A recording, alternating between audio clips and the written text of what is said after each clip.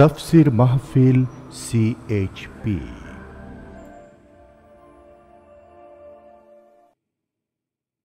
বিসমিল্লাহির রহমানির রহিম। আইয়ামে জাহিলিয়াতের অন্ধকার যুগকে পবিত্র কোরআন দিয়ে আলোকিত করেছিলেন রাসূলুল্লাহ সাল্লাল্লাহু আলাইহি ওয়াসাল্লাম। এখন কোরআন নিয়ে বয়ান পেশ করছেন বিশ্বনন্দিত মুফাসসিরে কোরআন আল্লামা দেলওয়ার হোসেন সাঈদী। শব্দধারণ মাহসিন সাউন্ড সিস্টেম। শুধু তাফসীর মাহফিল CHP চ্যানেলে আল্লামা সাঈদীর মূল্যবান আলোচনা এখন দেখতে পাবেন। আজকে ওই সব কথাই বলবো যেই কথাগুলি কারণে নবী করিম সাল্লাল্লাহু আলাইহি ওয়াসাল্লাম একটি মরা জাতিকে জীবিত করে দিয়েছিলেন, একটা মৃত্যু জাতিকে জীবিত করেছিলেন রাসূলুল্লাহ। সুবহানাল্লাহ বলবেন না? মৃত্যু প্রায় জাতি, তার অর্থ এই না যে কবরে থর মতো মরে গেছিল। মরা মানে কি? মরা হচ্ছে ওই জীবিত মানুষের কোনো দাম নাই যার চক্ষু আল্লাহর নিয়ন্ত্রণ মানে না।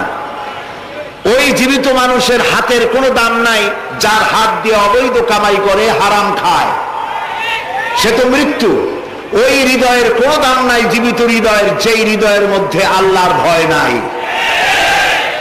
ওই পাও বেঁচে থাকার কোনো লাভ নাই যেই পাও দিয়ে আল্লাহর নিষিদ্ধ কাজে গমন করা হয়। এমন একটি মরা জাতি যাদের বিবেক মরে গিয়েছিল, যাদের চক্ষু, যাদের বিবেক, যাদের চিন্তা চেতনা, মরণশীলতা সবকিছু মরে গিয়েছিল। জৈবিক চাহিদা মেটাবার জন্য প্রয়োজন ছিল একটি নারীর। সেই নারীটি কার বউ, কার মেয়ে, কার মা দেখার কোনো জরুরত বোধ করতো না। এমন একটি জাতি যারা চুরি করতো, ডাকাতি করতো, জেনা করতো, মিথ্যা কথা বলতো। সত্য বলবো কেন? এই কারণ জানা ছিল না। ওরে খুন করবো না কেন? এর কোনো কারণ, যুক্তিসঙ্গত কারণ জানা ছিল না। খুন আমি করতেই পারি, খুন করতে পারি, মারতে পারি, এই ধরনের চিন্তা চেতনায় বিশ্বাসী ছিল যে আদ মরা জাতি। সেই মরা জাতিকে রাসূলুল্লাহ জিন্দা করেছিলেন। সুবহানাল্লাহ বলবেন না? এই যে কথাটা বললাম, আমি কি অতিরিক্ত বাড়িয়ে বলেছি? মাত্রই আদৌ বাড়িয়ে বলেছি? রাসূলুল্লাহ একটা মরা জাতি জিন্দা করতে পারছিলেন কিনা বলেন? কি দিয়া করেছিলেন বলেন জোরে? এই সেই কিতাব আমার হাতে আপনারা দেখতে পাচ্ছেন, এই সেই কিতাব। এই কিতাবের সাথে আমার আপনার কলিজার সম্পর্ক, ইমানের সম্পর্ক, রুহের সম্পর্ক, বেঁচে থাকার সম্পর্ক, স্বাধীনতার সম্পর্ক, স্থিতিশীলতার সম্পর্ক, ইজ্জতের সম্পর্ক এই কোরআনের সাথে আমাদের আষ্টে পৃষ্ঠে বাঁধা। কোরআনের সাথে যতদিন জুড়ে থাকবো ততদিন পৃথিবীতে শান্তি নিরাপত্তা নিয়ে থাকবো। যখন কোরআন থেকে ডিটাচ হব তখন থেকে আমাদের উপরে আল্লাহর লানত আর গজব ছাড়া কিছুই থাকবে না। নবী করিম সাল্লাল্লাহু আলাইহি ওয়াসাল্লাম যে কোরআন দিয়ে এই বিশাল বিপ্লব ঘটিয়েছিলেন, সেই কোরআন কি আজও আছে? না, না, কিছু পরিবর্তন হয়েছে। ওই রকম আছে আমার হাতে যেমন দেখতে পাচ্ছেন, সেই কোরআনটা তো। তাহলে এই কোরআন দিয়ে যদি রাসূলুল্লাহ একটা মরা জাতিকে জিন্দা করতে পারে, তাহলে ওই কোরআন আজও আছে। আমরা যে আত্মরা হয়ে গেছি, আমরা জিন্দা হইতে পারবো না? কোরআনের সাথে আমাদের ব্যবহারটা কি? জিন্দা হইতে পারি না কেন? সেই কোরআন আছে অথচ জিন্দা হইতে পারি না কেন? পারি না এই কারণে যে কোরআনের সাথে সম্পর্ক এতটুকু বড় জোর। সকাল বেলায় ফজরের নামাজ পড়ে ঝুলিয়া ঝুলিয়া আমরা তেলাওয়াত করি, বড় জোর।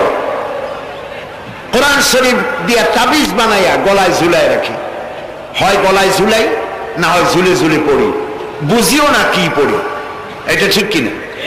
যত বড় শিক্ষিত হোক, যারা বুদ্ধিজীবীর দাবি করে না, জিজ্ঞেস করুন তো আউযু বিল্লাহি মিনাশ শাইতানির রাজিম লেখে কেমনে? কোরআন এই শব্দের অর্থ কি? কোরআন নাজিল হয়েছিল কিভাবে? তার ক্রমধারা কি? কোরআনের সূরাগুলি বিন্যাস করার পদ্ধতি কি? সাহাবায়ে কেরামদের মধ্যে 10 জন সাহাবী যে জান্নাতের সুসংবাদ পেয়েছিলেন তাদের নাম কি? এদের মধ্যে কাতেবে ওহী কে ছিলেন? কে কে হিজরত করেছিলেন সর্বপ্রথম? এগুলি বলতে পারবেন না। বুদ্ধিজীবী তো বলতে পারবেন চিত্র তারকা কে, তার বাপের নাম কি, দাদার নাম কি, সব বলতে পারবেন, কিন্তু কোরআন সম্পর্কে জানা নাই। এই জন্য ডক্টর শহীদুল্লাহ, আপনারা নাম শোনেন নাই? তার জন্য দোয়া করতে ইচ্ছে করে, আল্লাহ তাকে জান্নাত নসিব করুন। ডক্টর শহীদুল্লাহ যখন ডক্টরের ডিগ্রি করে দেশে ফিরলেন, তো লোকেরা মনে করলো ডক্টর হয়ে আসছে। পুরান ঢাকার লোকেরা সবাই গেল তার কাছে জ্বর, সর্দি, ব্রঙ্কাইটিস, টাইফয়েড, নিউমোনিয়ার ওষুধ আনার জন্য। তিনি যে এত বুঝাইতে চেষ্টা করলেন যে আমি ওষুধের ডাক্তার না, আমি ভাষার ডাক্তার। পুরান ঢাকার লোকেরা কইল ডক্টর হইছে মগর ওষুধ দিবার পারে না। ডক্টর মরহুম শহীদুল্লাহ তিনি বক্তৃতা করতে গিয়ে বলতেন শিক্ষিত লোকদেরকে, উনি তো সাধারণ লোকদের মধ্যে বক্তৃতা করতেন না, শিক্ষিত লোকদের মধ্যে বক্তৃতা করতে গিয়ে বলতেন, তোমরা যতই শিক্ষা গ্রহণ করো, ব্রিফকেস ভর্তি করে যত ডক্টরের ডিগ্রি আনো না কেন, এই কিতাবের জ্ঞান যদি না থাকে তোমরা পণ্ডিত, তবে তোমরা মূর্খ পণ্ডিত। এই কিতাবের জ্ঞান যদি থাকে তাহলে তোমরা সত্যিকারের পণ্ডিত হইতে পারবা। সেই কিতাবখানার নাম কি? আল কোরআন। আমি আজ আপনাদের সামনে এই কোরআন থেকে সেই কথাগুলি বলবো ইনশাআল্লাহ। আপনারা দোয়া করেন যেন বলতে পারি। আমি আল্লাহর কাছে নিজেকে সুবদ্ধ করতেছি, সুবহানাকা লা ইলমা লানা ইল্লা মা আল্লামতানা। আল্লাহ তাআলা, আমার তো কোনো জ্ঞান নাই, আমি তো, লোকেরা আমাকে মুফাসসিরে কোরআন বলে, কিন্তু আমি তো জানি আমি কি, আমি কোরআনের একজন ছাত্র মাত্র। এই লাখো জনতাকে তোমার কোরআন থেকে বলা তৌফিক দান করে দিও, বলি আমিন। প্রিয় ভাই সব, শয়তানের ওয়াসওয়াসা থেকে আসুন আগে পানা চেয়ে নি। সবাই পড়েন আমার সাথে, আউযু বিল্লাহি মিনাশ শাইতানির রাজীম, বিসমিল্লাহির রাহমানির রাহিম। বিতাড়িত মরদুদ শয়তানের ওয়াসওয়াসা থেকে আল্লাহর কাছে পানা চাই, বলেন আমিন। পরম করুণাময় আল্লাহ রাব্বুল আলামিনের নামে শুরু করছি। আল্লাহ তাআলা আমাদেরকে সৃষ্টি করে অন্ধকারে ছেড়ে দেন নাই। কি বলেন, অন্ধকারে ছেড়ে দিয়েছেন? কেউ কেউ বলে যে না, আল্লাহ তাআলা কি রাস্তা করেছেন? আল্লাহ তাআলা রাস্তা তৈরি করেছেন, এটা আপনাদের বুঝতে হবে। পাহাড়ি এলাকায় আপনি যদি হারায় যান, সেখানে কোনো গভর্নমেন্ট রাস্তা করে নাই, কিন্তু আল্লাহ তাআলা গিরিপথ তৈরি করে রাখছেন। মরুভূমির মধ্যে যদি হারিয়ে যান, সেখানেও আপনি দিক নির্দেশনা পাবেন। সমুদ্রের ভিতরে যদি আপনি হারিয়ে যান, কোনো নাবিক যদি হারায়, দিনের বেলায় সে তো কম্পাস দিয়ে চললো, রাতের বেলায় তার চলার জন্য আকাশে আল্লাহ তারকা খচিত করে রেখেছেন, যাতে নাবিকরা হারিয়ে না যায়। যে আল্লাহ রাব্বুল আলামিন পাহাড়ি এলাকার ভিতরে মানুষ যেন হারিয়ে না যায়, এজন্য পাহাড়ের ভিতরে গিরিপথ তৈরি করলেন। মরুভূমির ভিতরে চলার জন্য দিকের নির্দেশনা দিলেন। সমুদ্রের ভিতরে নাবিক যাতে না হারায়, আকাশে তারকা আল্লাহ তাআলা খচিত করে রাখলেন। সেই আল্লাহ রাব্বুল আলামিন পৃথিবীতে মানুষ চলাফেরা করবে, মানুষ জন্মগ্রহণ করে মৃত্যু পর্যন্ত চলার জন্য তার অর্থনীতি প্রয়োজন, রাজনীতি প্রয়োজন, সমাজনীতি প্রয়োজন, তার শিক্ষানীতি প্রয়োজন। জীবনের এই নীতিমালার বাঁকে বাঁকে মোড়ে মোড়ে সে হারায় যাবে। আল্লাহ তাআলা এমনটি তার বান্দার প্রতি আচরণ করতে পারেন না। সেজন্য রব্বুল আলামিন বান্দা পৃথিবীতে যেন সঠিক পথে চলতে পারে, এজন্য তার জীবনের প্রত্যেকটি মোড়ে মোড়ে বাঁকে বাঁকে আল্লাহ তাআলা কোরআনের আলো, নূরের আলো আল্লাহ জ্বালিয়ে রেখেছেন। আল্লাহ তাআলা বলেন, قد جاءكم من الله نور وكتاب مبين قد جاءكم من الله نور। ও পৃথিবীর মানুষেরা শোনো, অবশ্যই আমি আল্লাহর পক্ষ থেকে তোমাদের জন্য এসেছে আলো, ওয়া কিতাবুম মুবিন, আর দিয়েছি আমি একটা স্পষ্ট কিতাব, সুস্পষ্ট কিতাব। তোমাদের সৃষ্টি করে আমি অন্ধকারে ফালাই দেই নেই, আমি একটা আলো দিছি। সেই আলোটা কি? সূর্য? সেটি কি চন্দ্র? না, সেটি চন্দ্রও নয়, সেটি সূর্যও নয়। সেই আলোটির নাম হলো মুহাম্মাদুর রাসূলুল্লাহ সাল্লাল্লাহু আলাইহি ওয়াসাল্লাম। জীবনের এমন কোন দিক এবং বিভাগ নাই যেখানে আল্লাহ তাআলা মুহাম্মদ সাল্লাল্লাহু আলাইহি ওয়াসাল্লামকে আদর্শ বানান নাই। সুবহানাল্লাহ। আমি তার কথাই আজকে আপনাদেরকে বলবো ইনশাআল্লাহ। বলি ইনশাআল্লাহ। প্রিয় ভাই সব, এই পৃথিবীতে আল্লাহ রাব্বুল আলামিন সব থেকে দুর্বল করে সৃষ্টি করেছেন মানব গোষ্ঠীকে। মানুষেরা সব থেকে দুর্বল। আপনি বলতে পারেন যে কেমনে আমরা দুর্বল হইলাম, এত মারামারি করি তারপরেও দুর্বল? হ্যাঁ, তারপরেও দুর্বল। যেমন গরু সে তার আত্মরক্ষার জন্য মাথায় দুইটা শিং পাইছে, আমরা কেউ শিং পাইনি, আমরা গুতি করতে পারি না, ঠিক না? কথা বল না কেন? কুকুরে কামড়াইতে পারে, কুকুরের কাজ কুকুরে করেছে, কামড় দিয়েছে পায়, তাই বলে কি কুকুরে কামড়ানো মানুষের শোভা পায়? মানুষ কি কুত্তার গায়ে কামড় দিতে পারবে? ওই রকমের শক্তিশালী দাঁত মানুষের আল্লাহ দেন নাই। সাপেরে আল্লাহ তাআলা বিষধর দন্ত দিয়েছেন, বাঘেরে থাবার মধ্যে নখর দিয়েছেন, মূলার মতো মোটা মোটা দাঁত দিয়েছেন। এমনকি আত্মরক্ষার জন্য ভীমরুল বল্লারও হুল ফুটাবার মতো শক্তি আল্লাহ দিয়েছেন। এবার বলেন তো আপনার কাছে আত্মরক্ষার কি আছে? আপনি তো বলতেই পারেন বীরত্বের সাথে, হ্যান করেঙ্গে ত্যান করেঙ্গে, লাঠিকে আমদার মুগুর ভরেঙ্গে, বলতে পারবেন, কিন্তু লাঠির মধ্যে মুগুর আপনি ভরতে পারবেন না। মানুষের কাছে আত্মরক্ষার কোনো হাতিয়ার নাই। এই মাহফিলের মধ্যে যদি এখন একটা সাপ ঢোকে অথবা বড় জাতের কয়েকটা ব্যাঙ ঢোকে, লাফানো শুরু করবে এই মাথা দিয়া লোক দৌড় আরম্ভ করবে। তারপর অন্তত সদরঘাট পর্যন্ত দৌড়ে গিয়ে জিজ্ঞেস করবে, ভাই আমরা দৌড়াই কেন? তো সামান্য ব্যাঙের সাথে পারি না, সামান্য সাপের সাথে পারি না, বল্লা ভীমরুলের সাথে পারি না। আত্মরক্ষামূলক হাতিয়ার আমাদের কাছে দেওয়া হয় নাই। এরপরে এমনকি আমরা চোখেও ভালো করে দেখি না, চোখ দিয়েও আমরা দেখতে পাই না। আপনারা বলবেন তাহলে আমরা কি ভেলকি দেখি? না, ভেলকি দেখেন না। আমাদেরকে দেখতে হলে আমরা আলোর সাহায্য দেখি, আলো না হলে আমরা দেখতেও পারি না। অমাবস্যার রাতে মানুষ নিজের শরীরও নিজে দেখতে পারে না। এই যে অবস্থা, এই যে দুর্বলতা, এই দুর্বল মানুষকেই পৃথিবীর সকল সবল প্রাণীর চাইতে আল্লাহ তাআলা শ্রেষ্ঠ করেছেন। শ্রেষ্ঠ কে? বলেন কে? কিসের দিক থেকে শ্রেষ্ঠ? জ্ঞান। জ্ঞান দিয়ে আল্লাহ মানুষকে শ্রেষ্ঠ করেছেন। সুতরাং জ্ঞান দিয়ে আপনি সব চিনবেন, আর আলোর পথ চিনবেন না, তা তো হতে পারে না। এই জন্য আপনি সব যেমন চেনেন, আলোর দিশাও আপনাকে পাইতে হবে। আপনার নেতা Karl Marx, Lenin, Mao Tsetung, Hegel, Darwin, Copernicus, Kepler, এরা আপনার নেতা হতে পারে না। আপনার আমার নেতা হবেন মুহাম্মদুর রাসূলুল্লাহ সাল্লাল্লাহু আলাইহি ওয়াসাল্লাম। আচ্ছা, ওনারা নেতা হবেন না কেন? সেটাও একটু ব্যাখ্যার দাবি রাখে।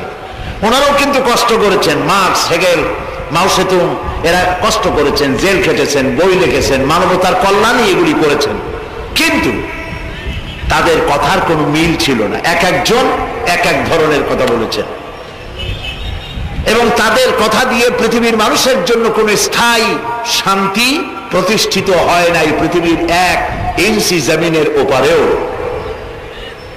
এটা ঠিক কি? নবীদের কথায় আমাদের চলতে হবে, কারণ নবীদের কথার মধ্যে কোনো গরমিল হয় নাই। আদম আলাইহিস সালাম বলেছেন আল্লাহ এক, নূহ আলাইহিস সালাম বলেছেন বেশি হইতে পারে, নাউযুবিল্লাহ। ইব্রাহিম আলাইহিস সালাম বলেছেন আখিরাত আছে, আরেকজন নবী বলেছেন নাও থাকতে পারে। একজন নবী বলেছেন কবর আযাব হবে, আরেকজনে বলেন এটা একটা আমার চিন্তায় না থাকতেও পারে। এইরকম নবীদের কথার মধ্যে কোনো ব্যাসকম হয়েছে? বলেন হয়েছে? কেন হয় নাই?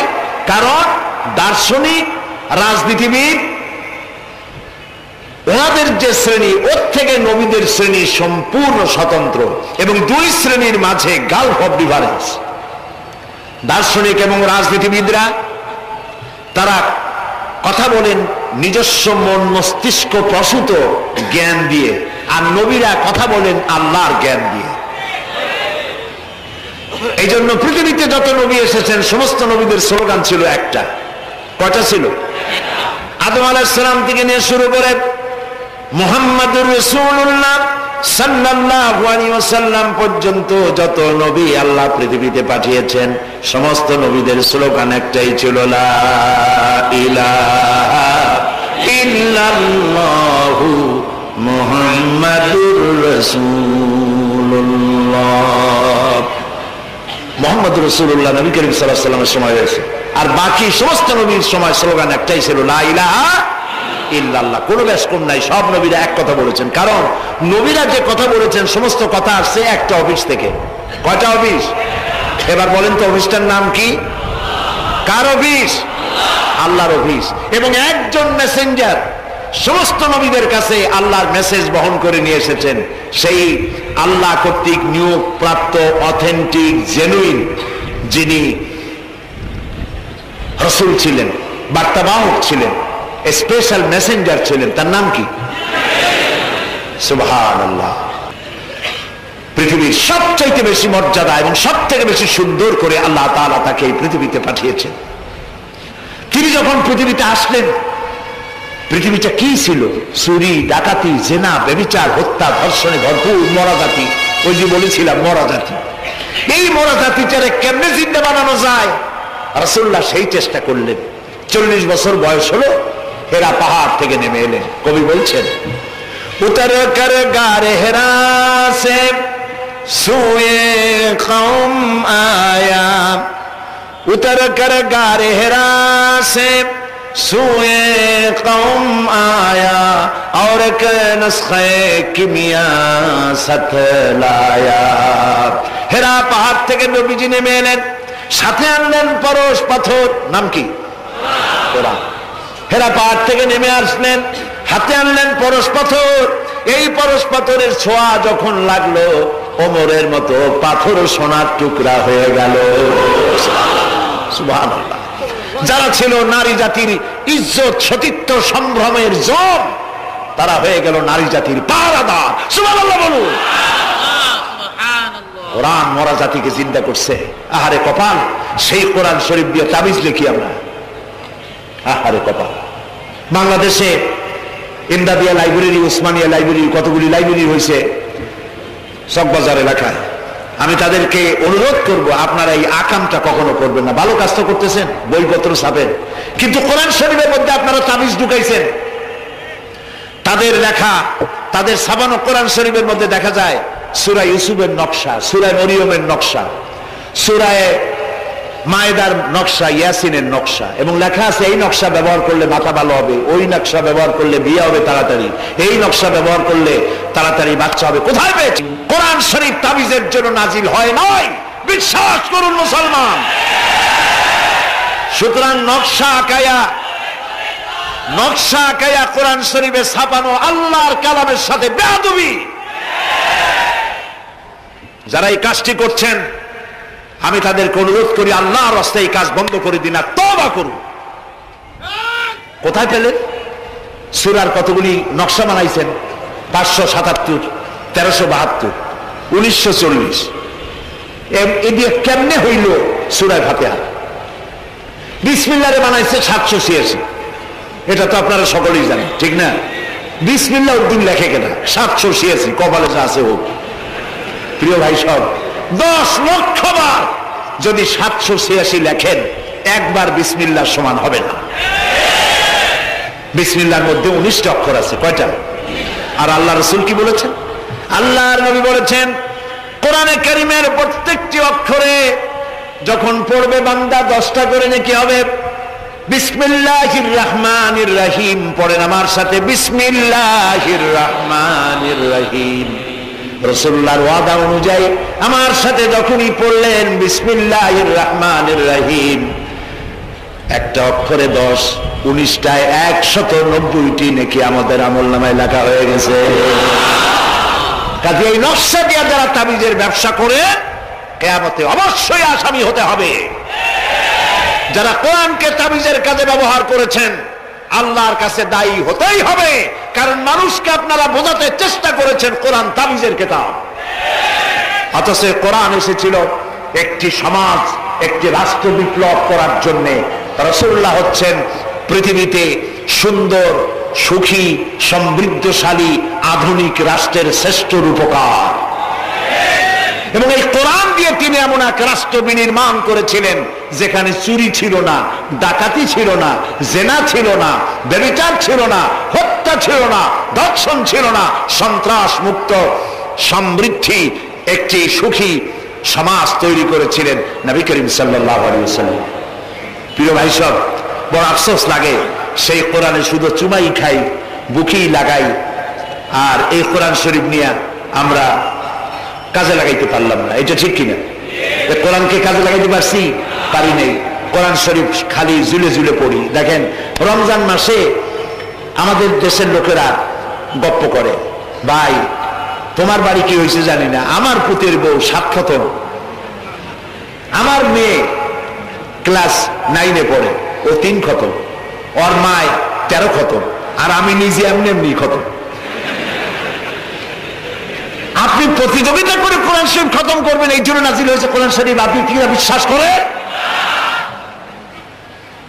কোন কোন সাহাবী সূরা বাকারা শেষ করতে সময় লেগেছে 2 বছর 3 বছর। কেন? পড়তে পারতেন না তিনি? সময় লাগলো কেন? এই জন্য সময় লেগেছে।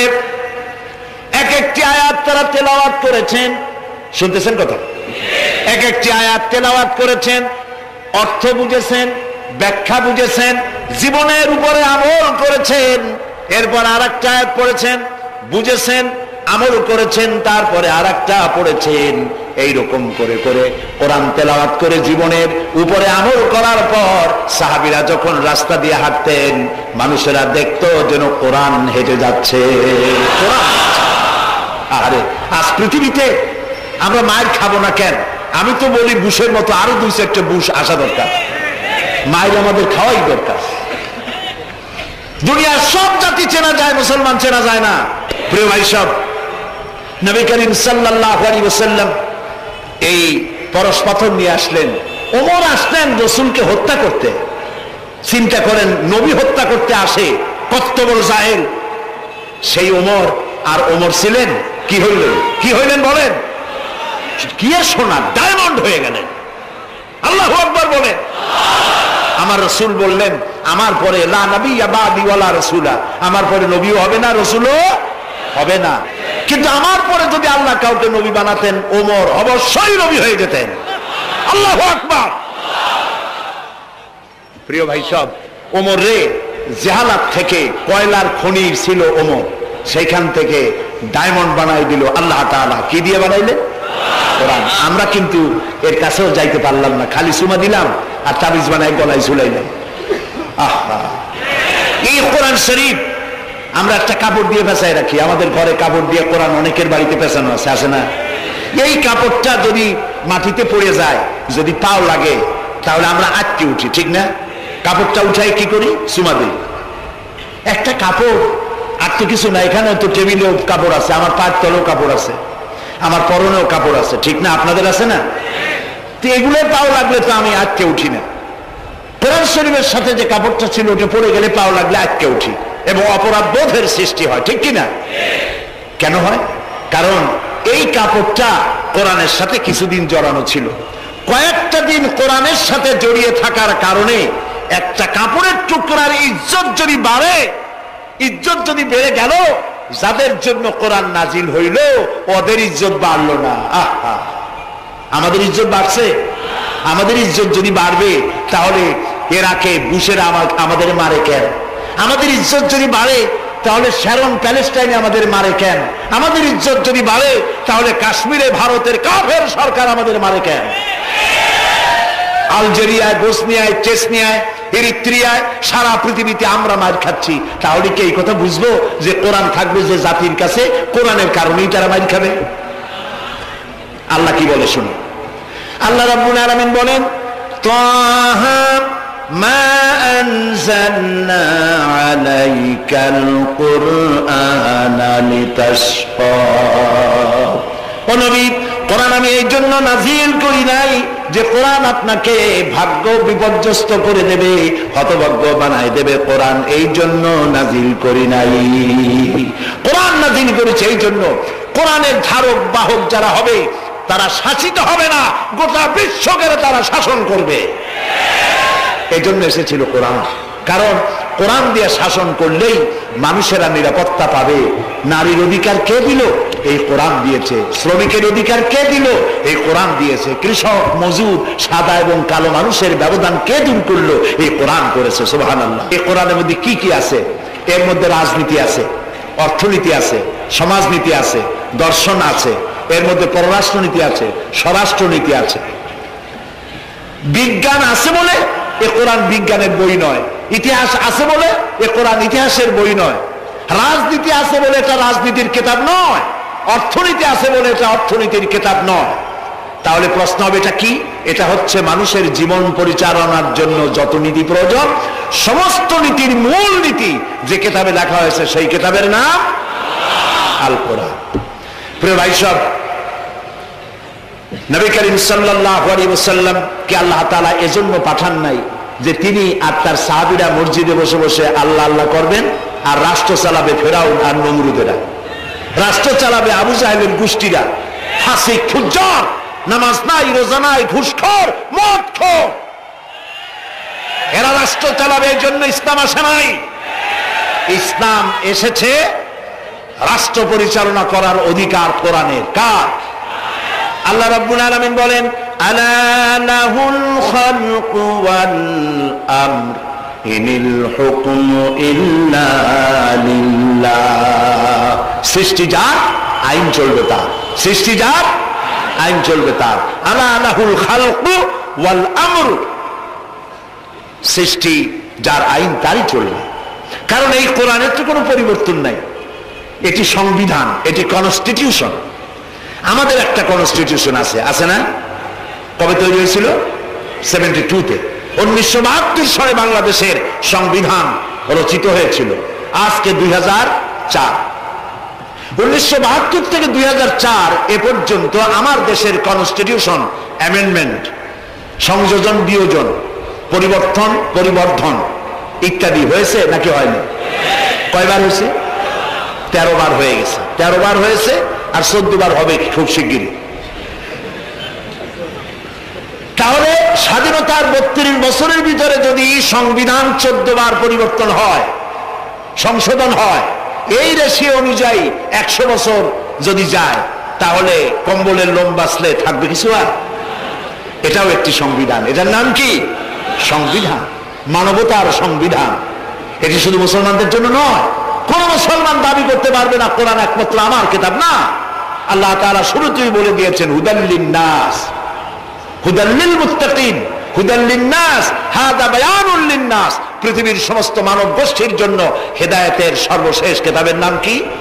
কোরআন শরীফ। প্রিয় ভাই সব, 1400 বছর বা 1500 বছর হয়ে গেছে কোরআনের বয়স। পরিবর্তন হয়েছে কয়বার? কয়বার হয়েছে? কিয়ামতের আগ পর্যন্ত আর কয়বার হবে? একবারও হবে না। কারণ এই কিতাব আসছে কার কাছ থেকে? আল্লাহর কাছ থেকে। তিনি নির্ভুল, তার কোনো ভুল নাই। আমার দেশের সংবিধান পরিবর্তন হয় কেন? এই জন্য হয়, যারা সংবিধান রচনা করেছিলেন ওনাদের কাছে ভবিষ্যতের জ্ঞান ছিল না। অতীতের অভিজ্ঞতার ভিত্তিতে বর্তমানকে সামনে রেখে সংবিধান রচনা করেছেন।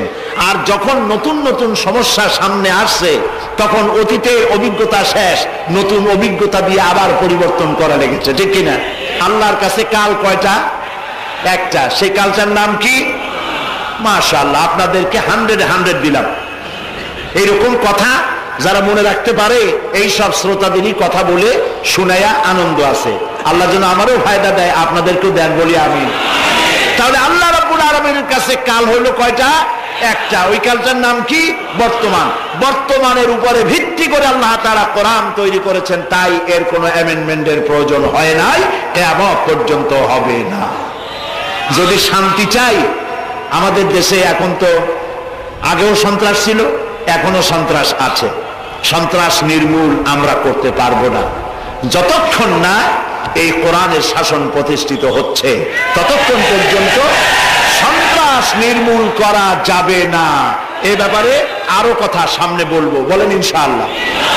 প্রিয় ভাই সব, তো আল্লাহ রাব্বুল আলামিন আমাদেরকে একখানা কিতাব দিলেন আর জিজ্ঞেস করলেন, আমাদেরকে বললেন, আফাগায়রা দীনিল্লাহি ইয়াবগুন ওয়া লাহু আসলামা মান ফিস সামাওয়াতি ওয়াল আরদি তাওআন ওয়া কারহা। আফাগায়রা দীনিল্লাহি ইয়াবগুন, আল্লাহর দেওয়া জীবন ব্যবস্থাকে ছেড়ে দিয়ে মানুষের তৈরি করা, অন্যের তৈরি করা কোন জীবন বিধান তোমরা তালাশ করো নাকি? আল্লাহ প্রশ্ন করছেন। ওয়ালাহু আসলামা মান ফিস সামাওয়াতি ওয়াল আরদ, অথচ আকাশে যা আছে, জমিনে যা আছে, আনুগত্যের মস্তক সবাই অবনত করে দিয়েছে আমি আল্লাহর সামনে। সুবহানাল্লাহ। আর তাই সেখানে শান্তি। যারা আল্লাহর আইন মানে সেখানেই শান্তি। দেখেন, একটু আগে আমি বলেছিলাম শুরুতে, সকল প্রাণীর আত্মরক্ষার হাতিয়ার আছে, আমাদের আমাদের যদি আত্মরক্ষা করতে হয় লাঠি বন্দুক ছুরি ইত্যাদির আশ্রয় নিতে হয়। আমার শরীরে আপনার শরীরে আত্মরক্ষামূলক কোন হাতিয়ার বলে নাই। এখন আপনি বলেন আত্মরক্ষার হাতিয়ার আছে বাঘের, সুন্দরবনে বাঘ আছে নাকি নাই? আপনারা কি এটা শুনেছেন যে গত বছর সুন্দরবনের বাঘেরা কোন একটা বিষয় নিয়ে রাগারাগি করিয়া নিজেরা কামড়া কামড়ি করে 200 বাঘ মারা গেছে? হয়েছে এরকম? কুমিরের এত বড় বড় দাঁত, এরকম খিল লেগে যায়। এই সব কুমিরেরা তারা জঙ্গলে অথবা নদীর ভিতরে মারামারি করিয়া নিজেরা মারামারি করে 400-500 কুমির মারা গেছে। পাখিরা মারামারি করে মরছে, সাপেরা মারামারি করে মরছে। এরকম হয়েছে কখনো? হয় না। বরং আমি বলতে চাই এই পৃথিবীতে বাঘে, সাপে, কুমিরে, হাঙ্গরে, সিংহে যত না মানুষ মেরেছে, মানুষেরা নিজেরাই তার থেকে লক্ষ গুণে বেশি মানুষ মেরেছে। ওদের মধ্যে শান্তি আছে, আমাদের মধ্যে শান্তি নেই। ওরা আল্লাহর আইন মানে, মানুষ আল্লাহর আইন অমান্য করে, আর সেই জন্যই মানুষকে অশান্তি পোহাতে হয়।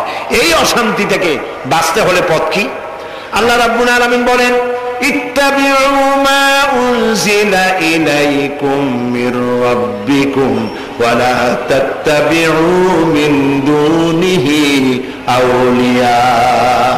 ইত্তাবিউ মা উনজিলা ইলাইকুম মির রাব্বিকুম, আনুগত্য করো, অনুসরণ করো, অনুকরণ করো ওই জিনিসের যা তোমার রবের পক্ষ থেকে নাজিল হয়েছে। কি নাজিল হয়েছে বলেন?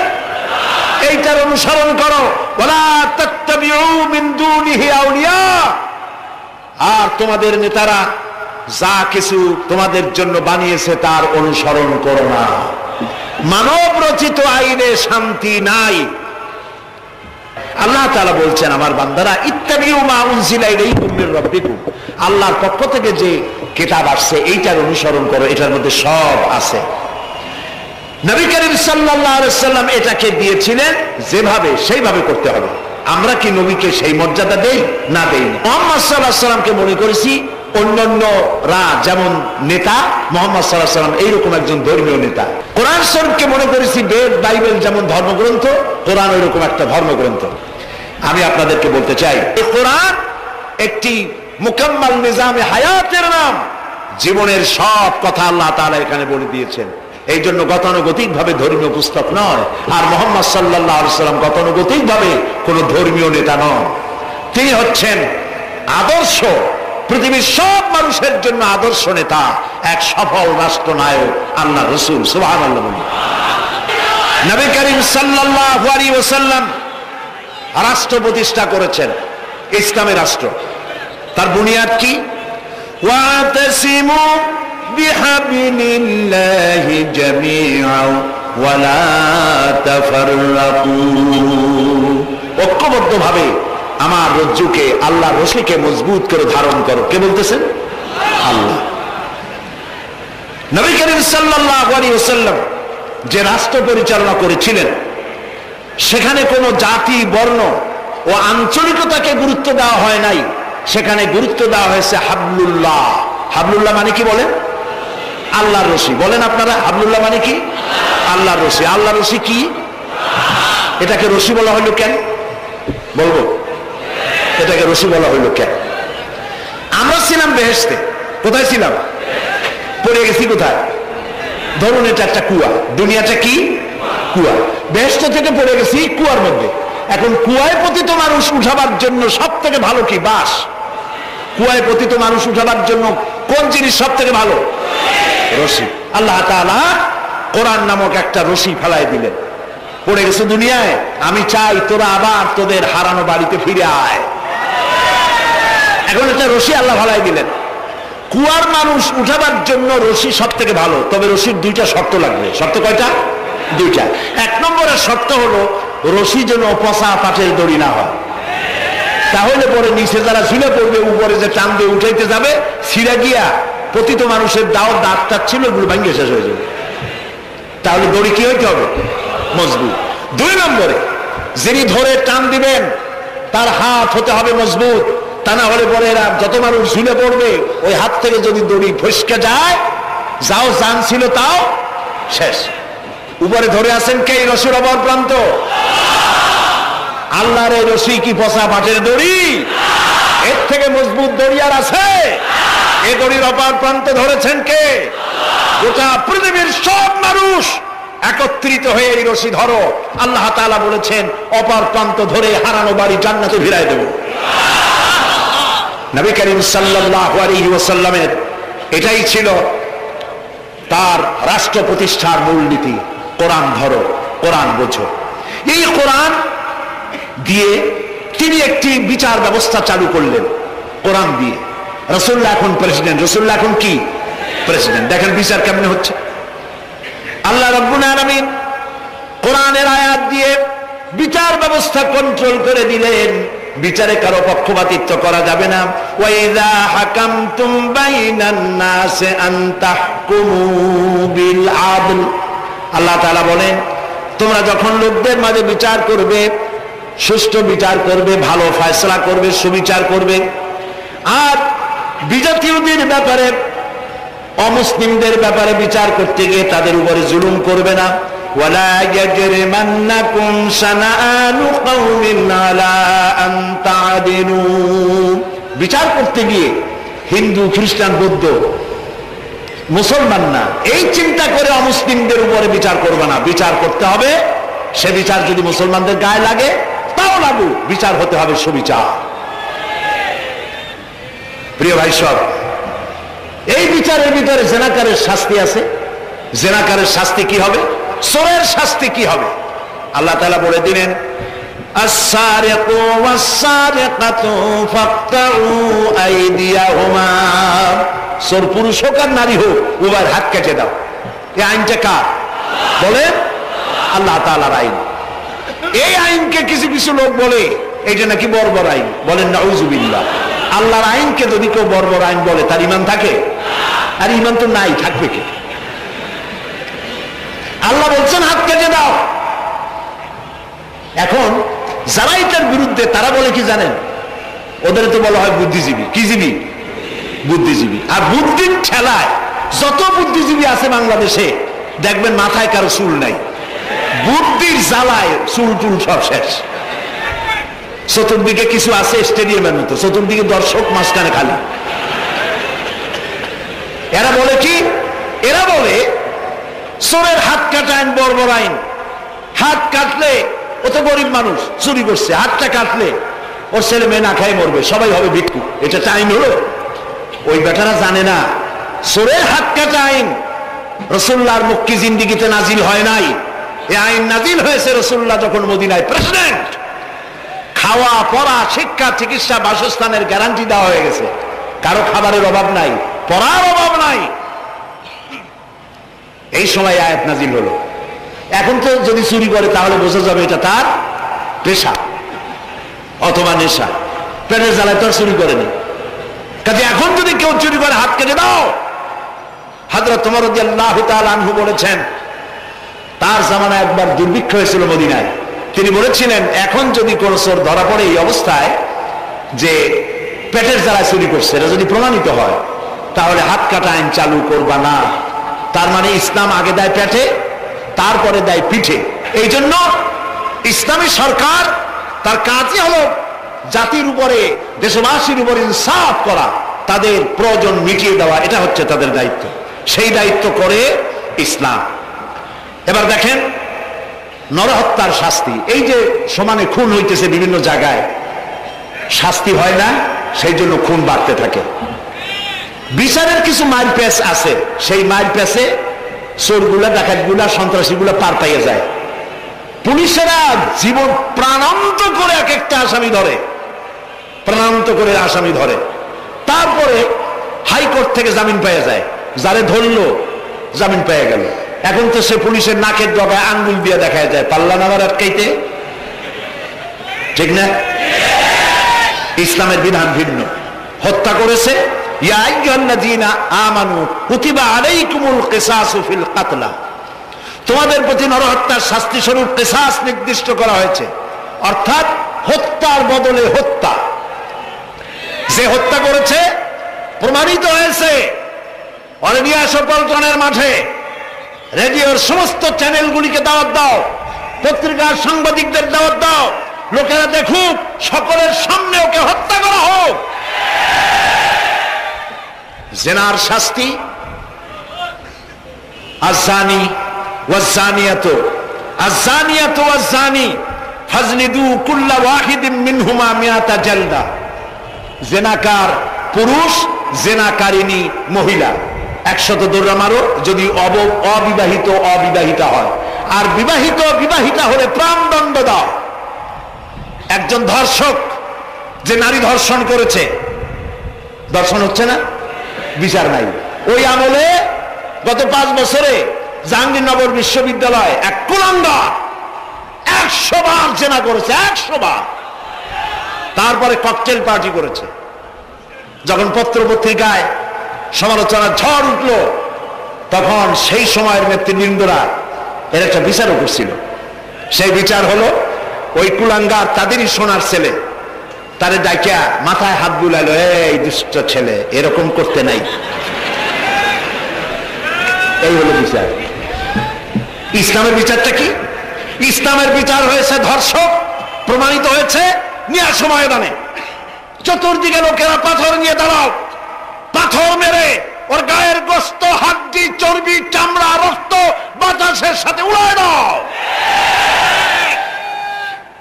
এই দৃশ্য যারা দেখবে উপস্থিত থেকে, রেডিও এবং টেলিভিশনের মাধ্যমে যারা দেখবে, চিন্তা করেন এরপরে যদি ধর্ষণ এই নামটা যদি মাথায় আসে, 15 জগ পানি খাওয়া লাগবে ধর্ষণে। ঠিক কিনা বলেন? এই বিচারটা কার? চিল্লায় বলেন। নবী করিম সাল্লাল্লাহু আলাইহি ওয়াসাল্লাম পৃথিবীর সফল শ্রেষ্ঠ রাষ্ট্রনায়ক, কোরআনের এই বিচার পদ্ধতি দিয়ে একটি সুন্দর সমাজ বিনির্মাণ করেছিলেন, যেখানে চুরি নাই, ডাকাতি নাই, জেনা নাই, হত্যা নাই, ধর্ষণ নাই, সব বন্ধ। প্রিয় ভাই সব,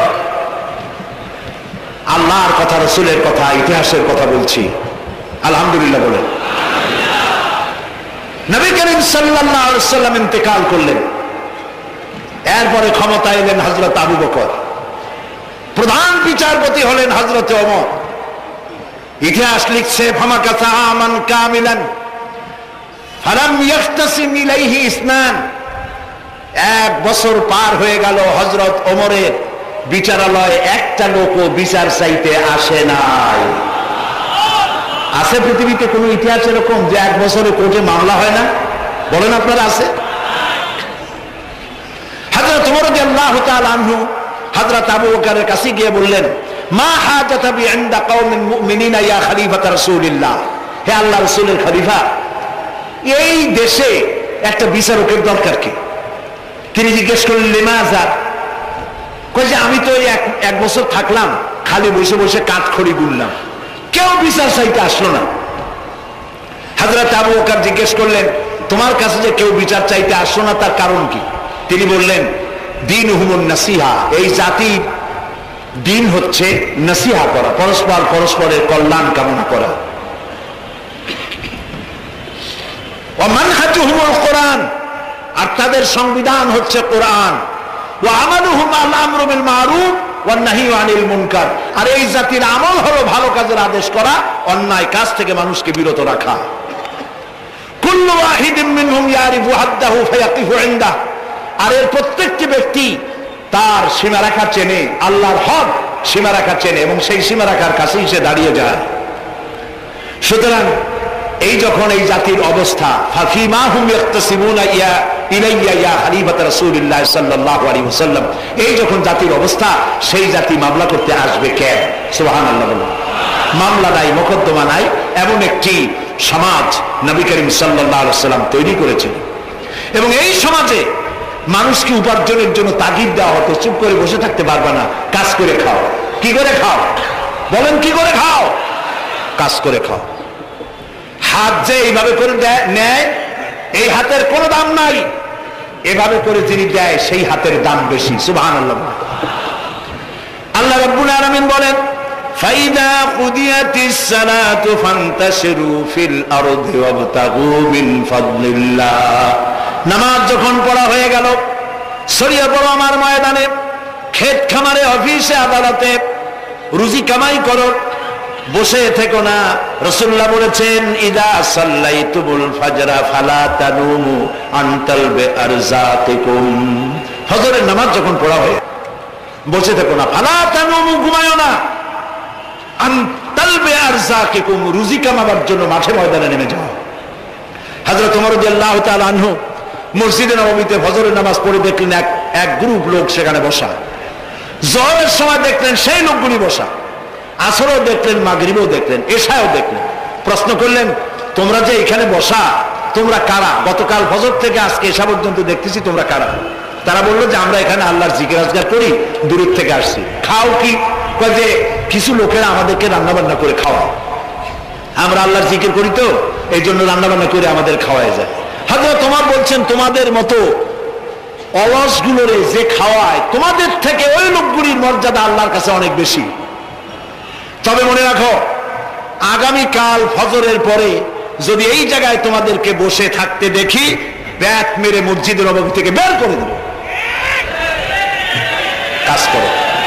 ইসলাম কাজের প্রতি উৎসাহিত করেছে এবং ধনাঢ্য লোককে দায়িত্ব দিয়েছে, অফি আমওয়ালিহিম হাক্কুল লিসাইলি ওয়াল মাহরুম, ধনীদের উচিত গরিবদের অধিকার আদায় করে দেওয়া। কাই লা ইয়াকুনা দুনাতাম বাইনাল আগনিয়াই মিনকুম, যাতে করে তোমাদের সম্পদগুলি গুটিকতক লোকের ভিতরে যেন পঞ্জীবিত হয়ে না থাকে। নবী করিম সাল্লাল্লাহু আলাইহি সাল্লাম তার রাষ্ট্র ব্যবস্থার মধ্যে একটি ব্যাংক তৈরি করেছিলেন। ব্যাংকের নাম ছিল বাইতুল মাল। বরুণ ব্যাংকের নাম কি ছিল? বাইতুল মাল। এই বাইতুল মাল ইনগ্রাল সেশন, ওপেনিং সেশন, এই বাইতুল মাল ব্যাংকে রাসূলুল্লাহ উদ্বোধন করলেন। উদ্বোধন করার সময় তিনি বললেন, মান তারাকা দায়নান আও দিয়ান ফালাইয়া, আমার রাষ্ট্রের ভেতরে কোন মানুষ যদি ঋণগ্রস্ত হয়ে মারা যায় আর তার ঋণ পরিশোধের কোন সুযোগ যদি না থাকে তার ছেলে মেয়ের কাছে, তার বউয়ের কাছে, তাহলে তার অসহায় সমস্ত এতিম বাচ্চা পরিবারের লোকগুলি আর ঋণ পরিশোধের দায়িত্ব আমি মুহাম্মদ সাল্লাল্লাহু আলাইহি সাল্লাম আমার কাঁধে উঠাইয়া নিলাম। এটি ছিল সোশ্যাল ওয়েলফেয়ার স্টেট, একটি কল্যাণ রাষ্ট্র।